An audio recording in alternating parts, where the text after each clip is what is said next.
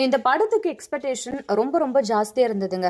ஏன்னா துருவ் விக்ரம் ஹீரோவா பண்றாரு. இன்னொரு விஷயம் மாரி செல்வராஜோட டைரக்ஷன். இன்னொன்னு என்னன்னு பார்த்தோம்னா இந்த படம் ஒரு பயோபிக் மூவி. அதாவது தூத்துக்குடியை சேர்ந்த மணிதி கணேசன் என்ற ஒரு கபடி வீரரோட வாழ்க்கை கதையை மையமா வச்சுதான் இந்த படம் எடுக்கப்பட்டிருக்கு. அதனால இந்த படத்துக்கு ஏகப்பட்ட எதிர்பார்ப்பு இருந்தது.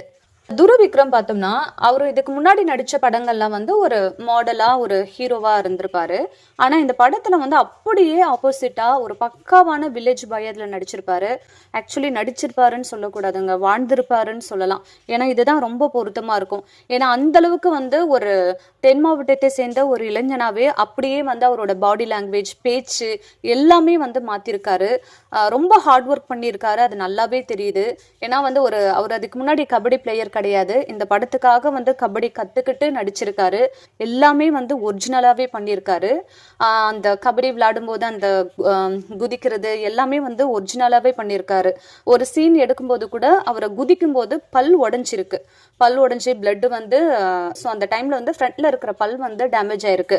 ஒரு இன்டர்வியூல கூட அவர் சொல்லியிருப்பாரு பல் டேமேஜ் ஆயிடுச்சுன்னு. அது வந்து பைசன் படத்துல தான், ஷூட்டிங் ஸ்பாட்ல தான் அந்த மாதிரி ஆச்சு. ஒரு ஆர்டிஸ்ட்டுக்கு பார்த்தீங்கன்னா ஃபேஸ் ரொம்ப முக்கியம், அதுல இருக்கிற ஃபியூச்சர்ஸ்லாம் ரொம்ப முக்கியம். அதுவும் வந்து பல்லு வந்து ரொம்ப ரொம்ப முக்கியம். ஏன்னா சிரிக்கும் போது வந்து பல்லு அசிங்கமா இருந்தா நல்லா இருக்காது. அதுவும் கேமராலலாம் கிளீனா காட்டி கொடுத்துரும். ஸோ பல்லு உடையிற அளவுக்கு ரிஸ்க் எடுத்திருக்காருன்னா அவருக்கு வந்து நடிப்பு மேல எந்த அளவுக்கு காதல் இருக்குது அப்படின்றத வந்து நம்மளால புரிஞ்சுக்க முடியுது.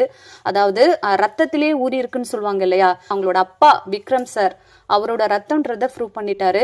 ஏன்னா விக்ரம் சார் வந்து அவர் ஆக்டிங்காக, அவரோட கேரக்டருக்காக எந்த அளவுக்கு அவர் உடலை வருத்திப்பாருன்றது நம்ம நிறைய படங்களை பார்த்துருக்கோம். அதே போல அவங்களோட பையனும் வந்து அதை நிரூபிச்சிருக்காரு.